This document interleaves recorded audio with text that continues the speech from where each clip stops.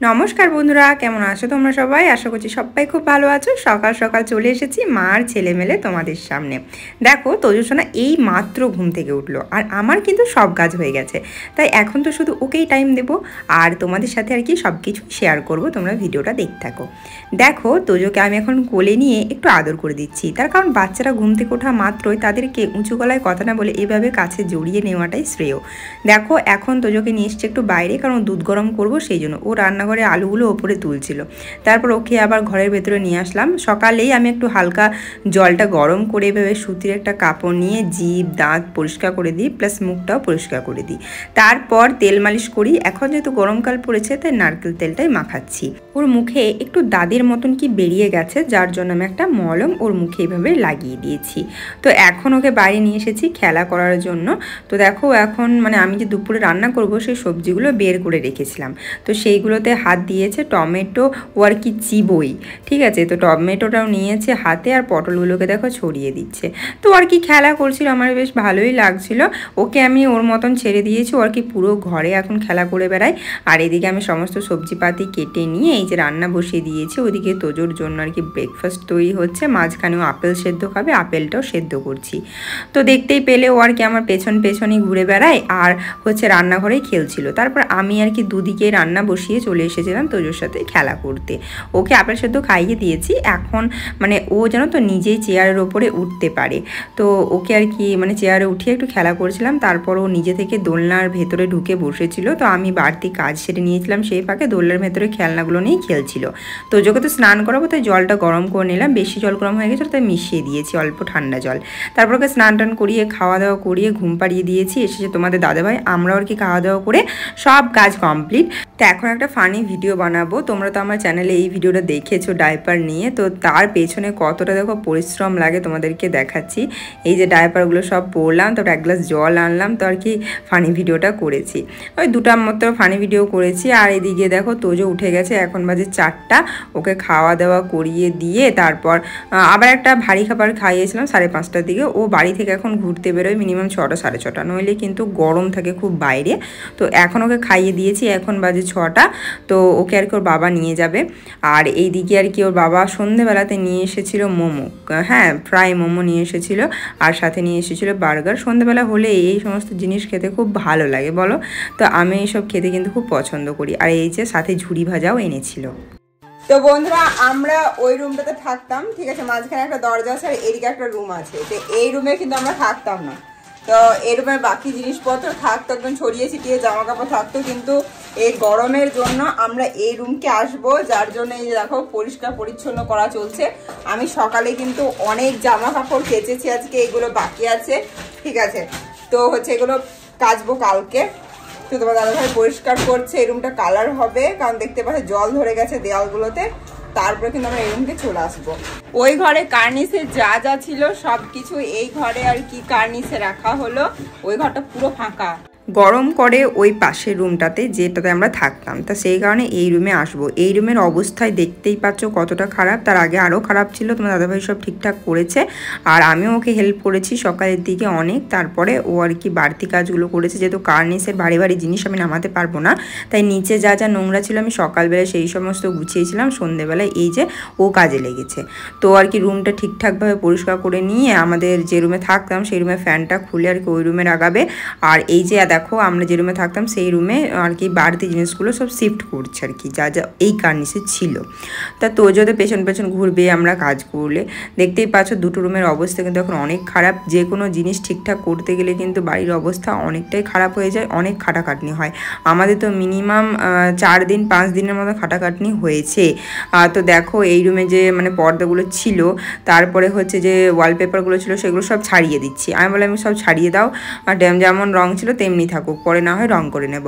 তো সেই দিন আর কি এইটুকুই কাজ করে আমরা শুয়ে পড়েছিলাম। তারপর দেখো নেক্সট দিন এখন কিন্তু সন্ধেবেলায় তো আর কি ঘরটা রং করা চলছে। যে রুমে আমরা থাকবো সেই রুমের অবস্থা তো অনেক খারাপ ছিল, জানলাটা প্লাস্টার করে রাখাই ছিল, কোনো রং টং ছিল না, দেখতে অনেক বাজে লাগছিল। তো সেটা আর কি রং করেছে।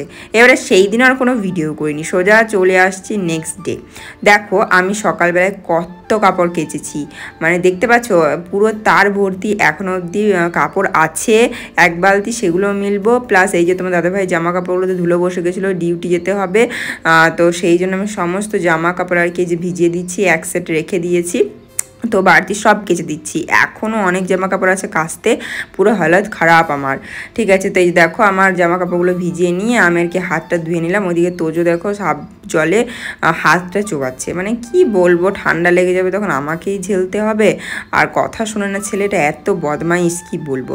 তা আমার এইসব কাজ হয়ে গেল, রান্না বান্না তাড়াতাড়ি করে নিয়েছিলাম। তো দাদাভাই বলেই ছিল যে আজকে রান্নাঘরটা ঝাড়বো, তুমি রান্নাটা করে নিও তাড়াতাড়ি। তো রান্নাটা তাড়াতাড়ি করে নিয়েছিলাম। এখন বাজে 12:30 মতো।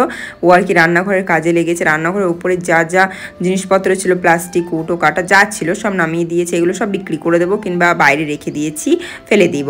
তো রান্নাঘরের সমস্ত বাসনপত্র, কৌটো কাটা সব কিছু আমি পাশের ঘরে রেখেছি। এখন যতক্ষণ রান্নাঘরটা পরিষ্কার হচ্ছে এখানেই থাকবে। তোজোর ভাত হচ্ছিলো দুপুরবেলাকার, তো তোজোকে খাওয়া দাওয়া করিয়ে ঘুম পাড়িয়ে দিয়েছি। আর ওর বাবা গিয়েছে ডিউটিতে, আর আমি এদিকে চলে এসেছি বিকেলের কাজকর্ম সারতে। তা তোমরা বলো তো, এই যে বাসন ধোয়া জায়গাটা এখন ঠিকঠাক লাগছে? আমরা কিন্তু প্রায় যে যে জায়গাগুলো খারাপ ছিল সব জায়গায় রং টং করেছি, এমনকি সব কিছু পরিষ্কার পরিচ্ছন্ন করেছি। আমাদের মিনিমাম এখনও 2 দিন মতন খাটতে হবে, বাড়তি টাইমে আমরা কিন্তু ফ্রি হয়ে যাব। দেখো একবার ঘর দুয়ার পরিষ্কার পরিচ্ছন্ন করলে কিন্তু আর কোনো টেনশন থাকে না। এবারে থাম্বনেলে তোমরা যেটা দেখতে পাচ্ছ সেটার অ্যান্সারটা আমি তোমাদেরকে চলো বলে দিই। অনেকেই বলেছিলে যে দিবা তুমি কি পোস্টিং চলে যাচ্ছ, কারণ আমি একটা ভিডিও ছেড়েছিলাম পোস্টিংয়ের, তো সেটা বলেছো তোমরা। তো না, আমাদের কিন্তু লিস্টে নাম আসেনি, তো আমরা কিন্তু এখন অবধি এইখানেই থাকবো আশা করা যাচ্ছে। তো 1 বছর মতন আমরা এখানেই থাকবো এখনও। তবে আবার খবর এসেছে যে আরেকটা লিস্ট বেরোবে, তো সেই লিস্টে দেখি কি হয়।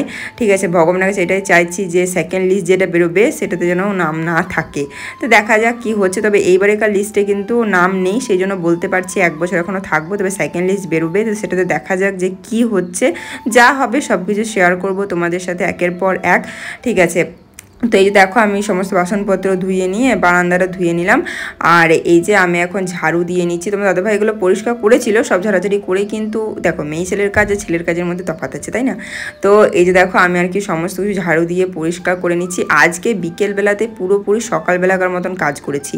মনে হবে তোমাদের এই ভিডিওটা দেখলে যেটা সকালবেলাকার ভিডিও, কিন্তু একদমই না, এটা কিন্তু বিকেলবেলাকার ভিডিও। ঠিক আছে, প্রচুর খেটেছি। দেখো একটা ঘর পরিষ্কার করার পেছনে কিন্তু অনেক খাটাখাটনি করতে হয়। আর এই কোয়ার্টারটা তো অনেকটাই ভাঙা চোরা, মানে একদম বাজে টাইপের, মানে খুবই ভাঙা চোরা। আমাদের এই বিল্ডিংয়ে তো 4টা ফ্যামিলি থাকে, 3 জনকার কিন্তু কোয়ার্টারটা অতটাও বাজে নয়, কিন্তু আমাদের এই কোয়ার্টারটা অনেকটাই ভাঙা চোরা। তার কারণ আমাদের আগে যারা থাকতো না তারা একদম জঘন্য টাইপের ছিল, এটা বলতে বাধ্য হচ্ছি। তার কারণ হচ্ছে এত অপরিচ্ছন্ন অপরিষ্কারভাবে থাকতো কি করে। তারাও যদি একটু মেরামত করে রাখতো, আমার মনে হয় না যে এতটাও ভাঙাচোরা হতো। এই যে আমরা আছি, প্রায়ই আমরা রং টং করি, এমনকি আমরা কিন্তু যে যে জায়গাগুলো ভাঙে যায় বা এমনি ছিচ্ছাচু হয়ে থাকে সেগুলো কিন্তু প্লাস্টার করি, রং করি। তা আমাদের পরে যারা এই কোয়ার্টারটা পাবে আমার মনে হয় না তারা আমাদের মতন এরকম অসুবিধা ভোগ করবে। তা আমাদের আগে যারা থাকতো তারাও যদি আমাদের মতন হতো তাহলে আমাদেরকে এতটা প্রবলেম ফেস করতে হতো না। তো এই দেখো আমি আর কি ওইদিকে তোজোর জন্য বিকেলবেলাকে খাবার রেডি করে চলে এসেছি ভিজে কাপড়গুলো মিলতে। একটু একটু রোদ আছে, জলটা ঝরে হালকা হলেও শুকিয়ে যাবে, এগুলো সারা রাত মেলা থাকবে। তারপরে ওই আমরা যখন শুতে যাব রাতে তখন আর কি বাড়ির ভেতরে ঢুকিয়ে নেব। তো এই যে দেখো এখন আমি তোমার দাদাভাইয়ের ড্রেসগুলো সব আর কি মিলে দিচ্ছি ঠিকঠাক করে। আর এই দেখো আমি এখন রুমে চলে এসেছি তোজোকে খাওয়াতে। ও আর কি এইমাত্র ঘুম থেকে উঠলো। মিনিমাম 3 দিনকার ভিডিও আমি জয়েন করে দিচ্ছি, ঠিক আছে? সব কিছু বললাম তোমাদেরকে, 3 দিন লেগেছে। দেখো এত কাজের ব্যস্ততার মধ্যে দিয়ে ভিডিও অতটা করে এডিট করতে পারিনি, 3 দিন ধরে অল্প অল্প করে করেছি, সেই ক্লিপগুলো তোমাদের সাথে শেয়ার করছি। তো দেখো তোজো এখনও বাবার সাথে বেড়াতে চলে যাচ্ছে। হ্যাঁ, আর আমার এখনও কিন্তু অনেকটাই কাজ বাকি আছে। তো আমি আর কি ওদেরকে টাটা বাই বাই করে চলে এসেছিলাম রুমের ভেতরে, রুমটা ঠিকঠাক করতে।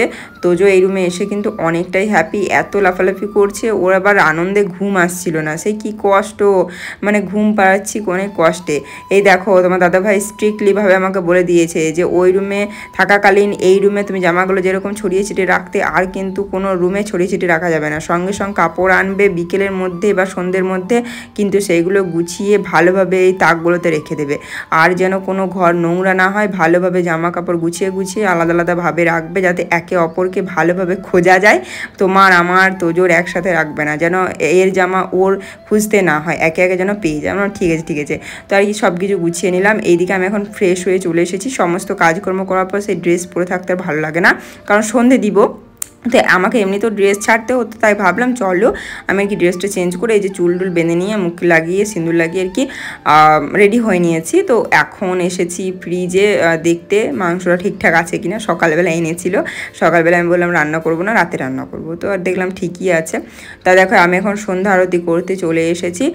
এই ঠাকুর মন্দিরটা তোমাদেরকে দিনের বেলায় দেখাবো, ঠিক আছে? খুব সুন্দরভাবে সাজিয়েছে, আজকে সন্ধ্যে দিয়ে দিলাম, দেখো কত সুন্দর লাগছে। আর এই কাপড়গুলো আমি মিনিমাম 3 দিন ধরে কেচেছি। হ্যাঁ, খুবই কষ্ট। রাতের বেলা এই যে ডাল করেছিলাম পুরু পুরু করে, আর হচ্ছে গরম গরম রুটি। তো মাংসটা তোমার দাদাভাই আনবে আমাকে কিন্তু বলেনি, হ্যাঁ দিনের বেলাতেও বলেনি। আর আমি যেহেতু আজকে এতটাই ব্যস্ত, তাই সন্ধ্যেবেলাকার খাবারটাও আমি কিন্তু ওই যে দুপুরবেলায় ভাত রান্নার সময়ই কিন্তু করে নেওয়ার প্ল্যান করেছি। ডাল ভিজিয়ে রেখে দিয়েছিলাম, তারপরে মাংস এনেছে। তো আমি ভাবলাম ও যখন নিজে থেকে বলেছে মাংস আনবো বা খাবে, তখন নিশ্চয় খেতে ইচ্ছে, তাই অল্প মতন মাংস আজকে রাতের বেলাতে একটু কষা কষা করে দিলাম। যেহেতু ডাল আছে তাই ঝোল করিনি, একদম লাগা লাগা করেছি, মাংস কষা করেছি। আর অর্ধেকটা ফ্রিজে রেখে দিয়েছি, তোমরা দেখতেই পেলে। ওরা নেক্সট দিন করব, 2 বেলা হয়ে যাবে, অনেক মাংস এনেছিল। তো দেখো এখন আমরা রাত্রিবেলায় এসেছি। তোজো এই যে আমরা তালি মারলেই কিন্তু ও তাই তাই করে নাচে, খুবই ভালো লাগে। এখন আমার ছোট্ট সোনাটা কিন্তু অনেকটাই বুঝতে শিখেছে, অনেকটাই কথা বলতে শিখছে। বাচ্চারা কথা বলার আগে কিন্তু জিভ ঘোরাতে শেখে, তো সেই একটা আওয়াজ যে বের হয় সেটা কিন্তু বোঝা যায়। তো ও আর কি ওইটাই শিখেছে, এখন জিভ ঘুরিয়ে অনেক রকমের আওয়াজ করে, তালি মারে। আজকে দুজনেই অনেক খাটাখাটনি করেছি, তো অনেকটাই ক্লান্ত, অনেক রাতও হয়ে গেছে। তা একটা ভিডিও দেখে অনেকটাই হাসাহাসি করছিলাম। তো যাই হোক, চলো এবার আমরা ঘুমিয়ে পড়বো, অনেকটাই টায়ার্ড। তোমার সাথে দেখা হবে নেক্সট ভিডিওতে। তোমরা সবাই ভালো থেকো, টাটা, বাই বাই।